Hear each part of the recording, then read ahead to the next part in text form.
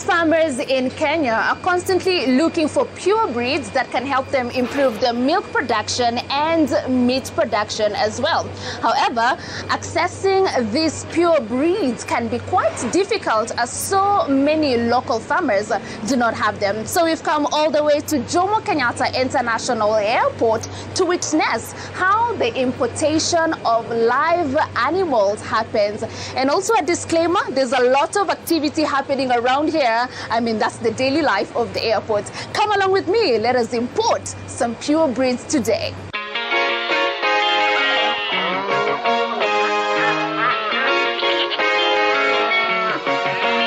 So to kickstart this conversation, we are joined by Clementine Mule, who is in the clearance department. Please help us understand what really happens in that department, step by step.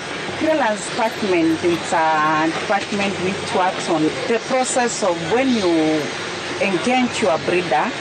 When it comes to importation of live animals, you must start somewhere, whereby you have that breeder, where you have gone, you have identified the animals, and you would like to import them into our country in Kenya. During that time, the breeder supplies you with an invoice showing that these are the type of the animals which you would like to import. If it's the heifers, if it's the bulls, if it's the doper sheep, if it's the goats, there must be an invoice showing the number of animals, the breed, the range, and all that. Then once you get that, you share the invoice with us. At that level, you share your personal identification number if you have never imported. With the importation of live animals, it's not controlled, neither regulated. Anyone can import. So you can either share a PIN of your company or even your own personal PIN. We have system for veterinary services. This will enable you generate an import permit for the live animals, and we also activate your PIN as an importer through Customs Services Department. Right. Once we have activated the PIN under the Department of Veterinary Services, Kenya Bureau of Standards and Customs, now we are ready to kickstart the process. Right. This process starts with an IDF. An IDF is an import declaration form. This shows that you have an intention to import. Who gives that form? This is a form which is given by Kenya Revenue Authority, but it's generated by us, we clearing agent. We are the ones who usually generate it on behalf of the importer. Once we generate the form, it gives us a unique reference number. This unique reference number, it will integrate all the documents in the clearance process. You will find once we generate this IDF and it gives us that number, the same number will appear on the veterinary services import permit. The same number will appear on the customs documentation. So you find that a customs officer at the comfort of his office will not demand the permit for these animals, because he will sit in the system through this unique reference number. He will be in a position to see the permit. Right.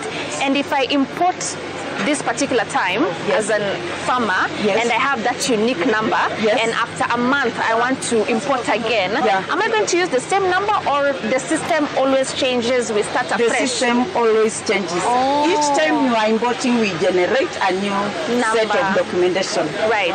So now take us through the permits and all that I require as an importer, all the certificates, licenses, what is required of me, so that hata nafika mahali na zipresent no nipate hii number. We start with? You have to begin with the IDF. Right. Once you generate the IDF, it will not be processed by Kenya Revenue Authority, since live animals are regulated by Department of Veterinary Services. So at that level, we still get into the system and apply for the import permit. Right. During that time, we are supposed to be having the invoice from the breeder, and now we have applied for the IDF. Now we generate the import permit through veterinary services. Once they vet the documents through their way of vetting, and they find that they can allow the animals to come into the country, they will process the permit and approve it. Right. The approval is usually written pending customs release. The first person to release animals is the doctor, the veterinary doctor here. He comes on the ground, assesses the animals. If he sees the animals are okay, they are fit, they are not sick, and the type of documentation which we have done, it's rhyming with what we can see physically. We will release the animals. As you are aware, each and everything which is coming into the country is also regulated by Kenya Bureau of Standards. Right. So we usually generate a document by the name Certificate of Conformity. We proceed to Customs. Customs will verify the documents, they check the values and the authenticity of our documents, and definitely they will release the animals. Right. So any cost implications that an importer will have to go through in order to get the certificates that are required, what does that look like? There is a cost implication, although it's not huge. Right. This is not something which should make the farmers be worried or fear getting into this business of importing pure breeds. The import permit, it's usually issued by veterinary services, and there is a charge. For a bull, they charge 500 shillings per bull. Right, so per head. Yeah, per head. All right. If it's a sheep, they charge 300 shillings per sheep. Right. If it's a goat, they charge 300 shillings per goat.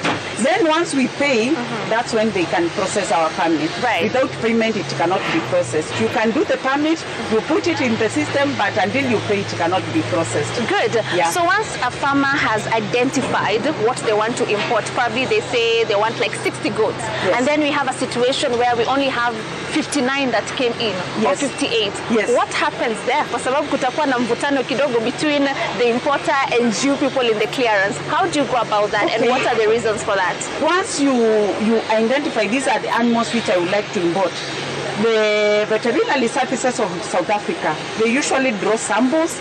They take the samples, blood samples, into the lab to confirm whether these animals are free from diseases. Once they confirm that the animals are free from diseases, that's the time they can allow the animals to come into the country. By that time, they put the animals into quarantine. From South Africa to Kenya, they put a period of around 21 days. During that period when the animals are in quarantine, others can become too sick, they might die, others they might not even pass the test. So the moment that they have not passed the test, you will find that they cannot release that animal to come into the country. What happens is that you will find that the breeder can compensate you later with another animal. Right. So during my declaration, when I'm declaring to pay customs what is supposed to be paid to customs, I will ask the breeder to issue me with another invoice, which is less one animal. As the clearance department, talk to us about the role that you're playing in making sure that our farmers are getting their animals in good condition, in good health. I'm supposed to make sure that each and every animal which is getting into the country, we don't compromise the standard of these animals. At times you might find that some animals are weak, although we have never been receiving such kind of animals. So you've talked to us about the process of importing. Yeah. Are you also involved in the process of exporting animals, and what role, again, do you play as the clearing agent in the exportation? Because I understand we also export a lot of animals to different countries. Talk to us about that. You see, once these importers import these animals, they are purely for breeding purposes. Once they breed them, they can decide to send the ones which have been born into a different country. They might decide to sell. Same procedure which has been followed when the animals were being imported. We use the same process. So you're involved in both the importation and the exportation as well. Clementine, I'm very curious to find out, how are they packed? We usually pack these animals on crates. And a standard crate for bulls should fit in like 5 bulls. These are just standard bulls.